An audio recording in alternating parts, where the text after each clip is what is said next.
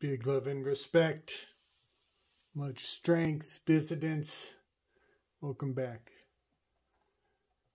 So, want to talk about the M.oon K.night programming. The MK Ultra M.oon K.night programming. Zero wants to talk about it too.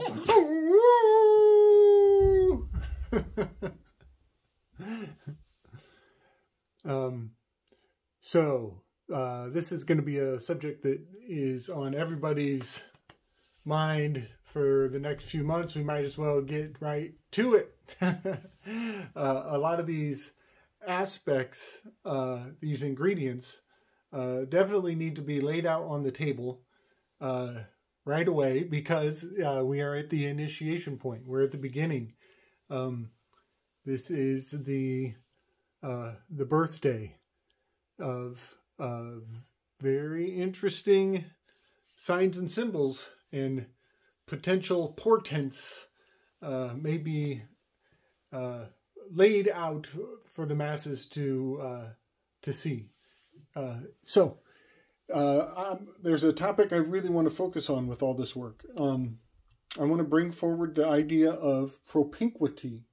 And this is a very interesting concept, and I want to keep it in our mind as we look at these ingredients, as I attempt to explain their inclusion into the list of dynamics that I see potentially being played out in the M.oon K.night storyline. So propinquity is a great concept.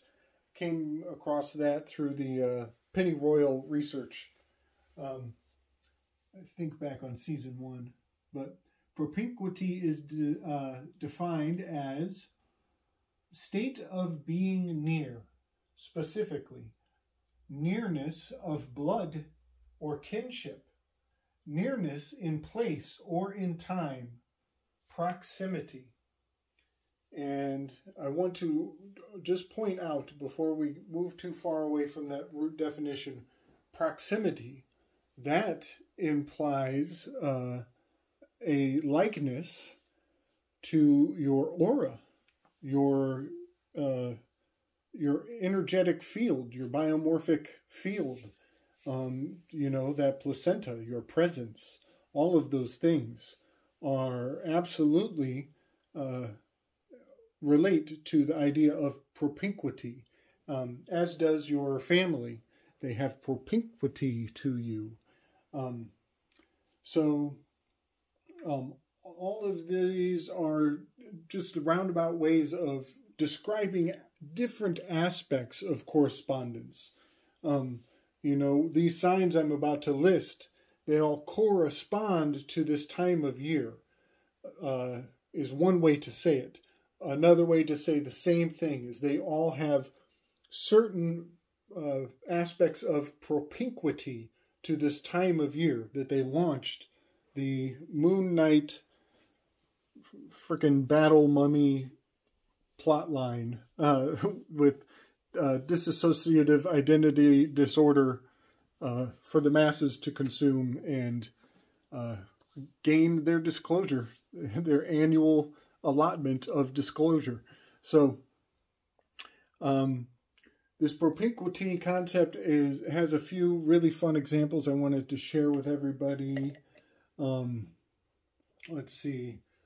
One example, so the alchemical recipe for propinquity is very wonderfully expressed through the Vishaka Pisces, the two circles,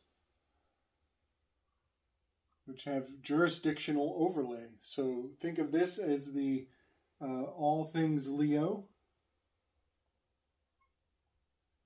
And then you overlay it with all things Hydra,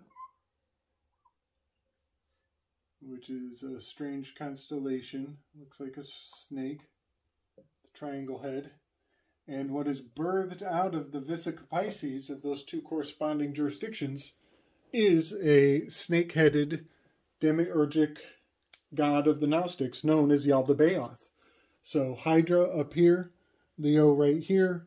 You combine them, you merge them together, and you get Yaldabaoth, the god of the Gnostics. It's very interesting that that's the 13th letter right there, letter M, the empire. Very, very interesting, but I'll just leave that be. Another example of propinquity was last week. Gordy Two Shoes, you stud. I love when he brought forward the combination of Aries and Taurus. When you merge them together, it makes such a wonderful design. You get the bull horns of Taurus, and you throw in the sign of Aries, and you're looking at the great horned owl. That's freaking glorious. And the fact that he discovered it at this time of year is absolutely marvelous.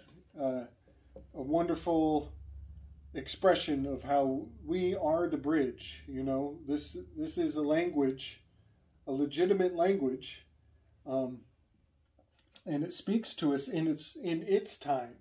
When we are ready, it speaks to us.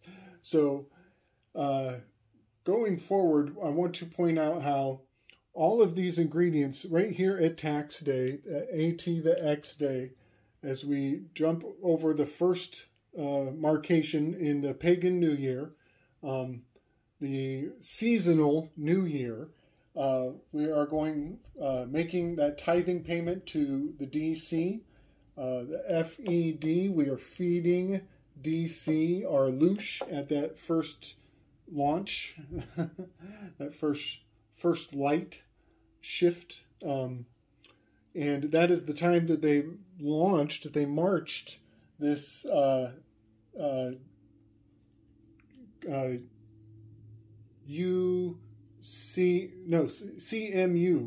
MCU, the MCU, Marvel Comic Universe, Marvel Cinematic Universe,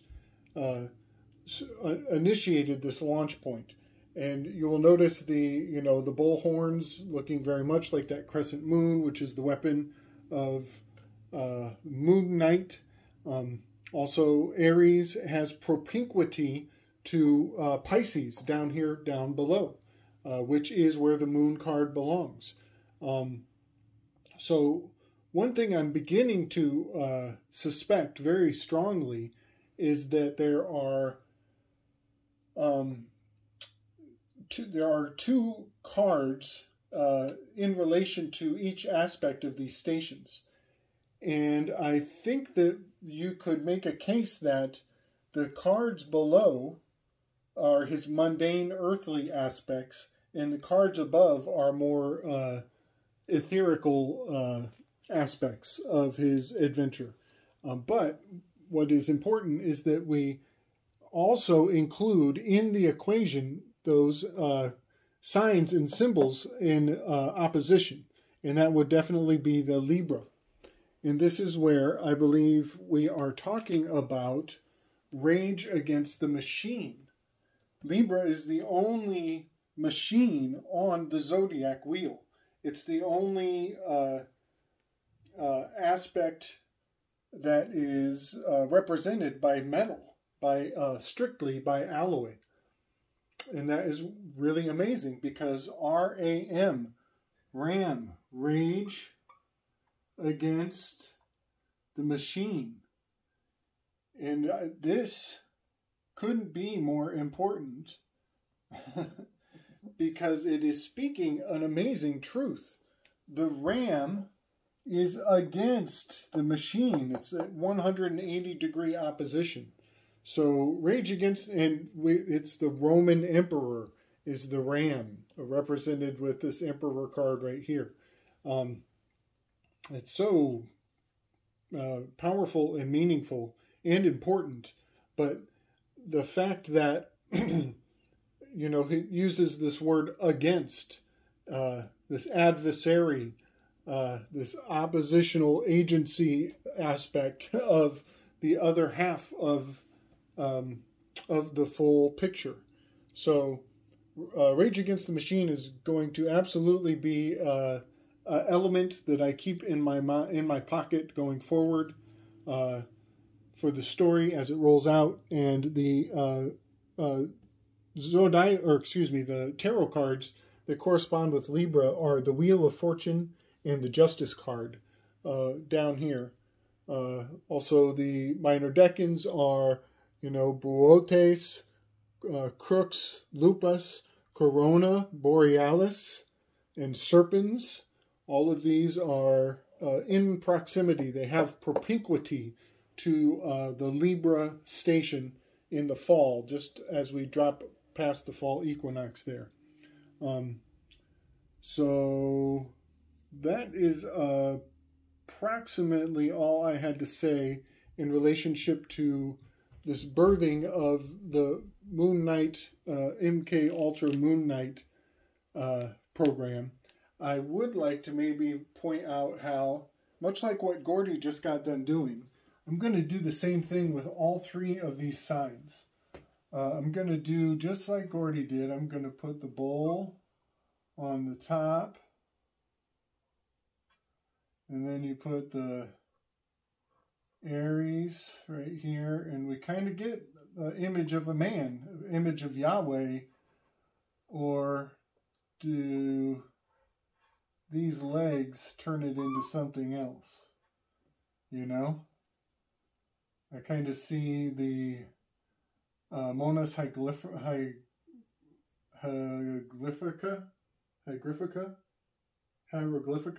Monas hieroglyphicus, excuse me. But I also see the Cairo, I see this sign kind of encoded here. There's a lot going on here. Definitely a lot going on. But when you use the propinquity formula, you can take as many as 3 ingredients and stack them. And you are actually making them into a bit of a totem. That's why they are generally animals. They are usually animals that they can morph and blend and merge their aspects together. But what is quite distinct about this alignment is that machine oppositional location over there. So these are going to be just some ingredients going forward in the Moon Knight Ultra deprogramming agenda that you will be hearing from my channel and my cohorts as well. So much love and respect, everybody. I hope that wasn't too much rambling. I hope we have a better appreciation for propinquity going forward. All right, strength and love.